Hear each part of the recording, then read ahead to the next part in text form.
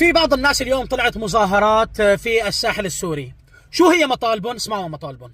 عندنا الناس اللي انفصلت من وظائفها، جماعة الجيش، جماعة الشرطة، هذول ما عملوا شيء.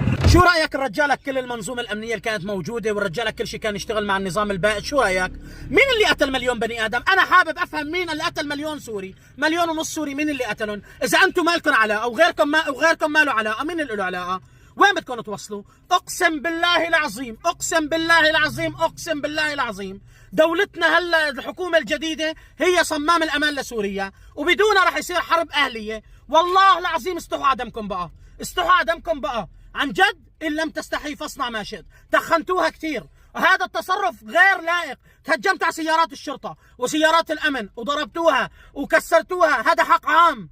معناته انتم مظاهراتكم ما هي سلميه، ومشايخكم مشايخ الفتنه لازم بقى توعى وتفهم انه بشار الاسد سقط، ما عاد الناس تتعامل مثل ما كان يتعامل النظام البائد، او عم تختبروا صبر الدوله، احنا واعيين والدوله ما عندها طائفيه، وانتهى الحكم، وانتهى بشار الاسد، ولازم تفهموا بقى.